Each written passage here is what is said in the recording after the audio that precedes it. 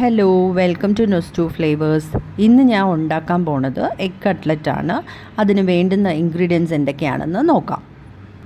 3 medium size സവാള ചെറുതായിട്ട് cut ചെയ്തെടുത്തിട്ടുണ്ട്. 2 പച്ചമുളക് ചെറുതായിട്ട് കട്ട് ചെയ്തത്, ഇഞ്ചിയും വെളുത്തുള്ളിയും ചതച്ചെടുത്തിട്ടുണ്ട്.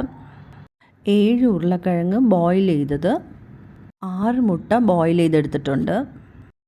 1 ടീസ്പൂൺ ഗരം മസാല, കുറച്ച് മഞ്ഞൾപ്പൊടി, കുറച്ച് മുളക് പൊടി, ബ്രെഡ് ക്രംസ് വേണം.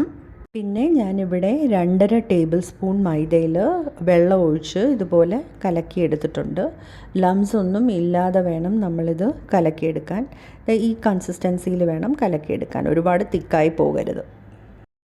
വേവിച്ചെടുത്ത മുട്ട 2ആയിട്ട് കട്ട് ചെയ്ത് മഞ്ഞക്കരു മാറ്റി പൊടിച്ച് വെക്കണം.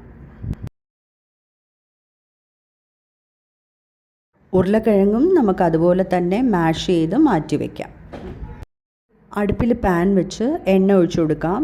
ഞാനിവിടെ റിഫൈൻഡ് ഓയിലാണ് യൂസ് ചെയ്യുന്നത്. അതിലോട്ട് നമ്മൾ അരിഞ്ഞു വെച്ചിരിക്കുന്ന സവാളയും പച്ചമുളകും കൂടി ഇട്ട് നന്നായിട്ട് വഴറ്റിയെടുക്കാം.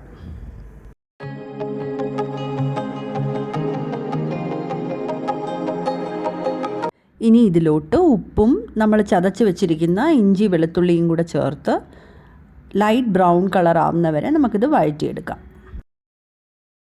ഇതിലോട്ട് മഞ്ഞൾപ്പൊടിയും മുളക് പൊടിയും ഗരം മസാലയും കൂടെ ചേർത്ത് വഴറ്റിയെടുക്കാം.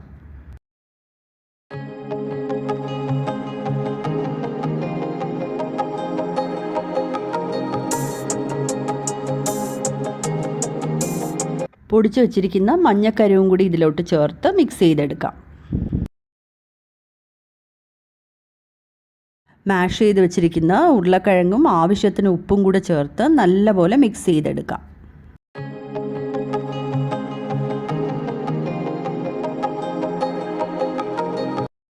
മല്ലിയിലയും കൂടെ ചേർത്ത് ഇളക്കി സ്റ്റൗ ഓഫ് ചെയ്ത് നമുക്കിത് മാറ്റി വയ്ക്കാം.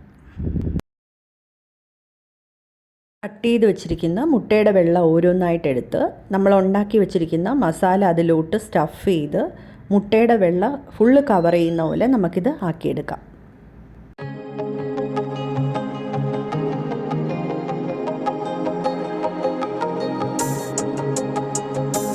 ഓരോ മുട്ടയുടെ വെള്ളയും നമ്മൾ അതുപോലെ ചെയ്തെടുത്തു കഴിഞ്ഞു.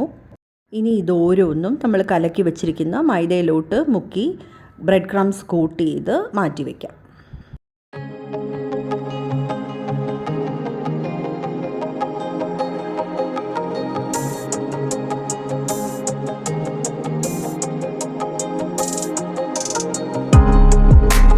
ഇത് നമുക്കിനി ഫ്രൈ ചെയ്തെടുക്കാം. അടുപ്പത്ത് കടായി വെച്ച് എണ്ണ ഒഴിച്ചു കൊടുക്കുകയാണ്. ഞാനിവിടെ വെജിറ്റബിൾ ഓയിലാണ് യൂസ് ചെയ്യുന്നത്. എണ്ണ ചൂടായി കഴിയുമ്പോൾ ഇതിലോട്ട് നമുക്ക് ഓരോന്നായിട്ടിട്ട് ഫ്രൈ ചെയ്തെടുക്കാം.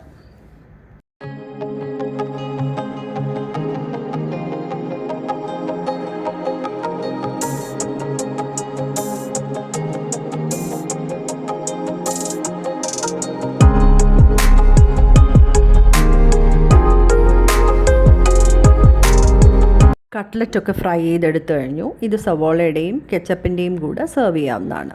കുട്ടികൾക്ക് ഈവനിങ് സ്നാക്കായിട്ട് കൊടുക്കാൻ പറ്റിയ ഏറ്റവും നല്ലൊരു റെസിപ്പിയാണ്. ഇതെല്ലാവരും ട്രൈ ചെയ്ത് ഫീഡ്ബാക്ക് അറിയിക്കണം.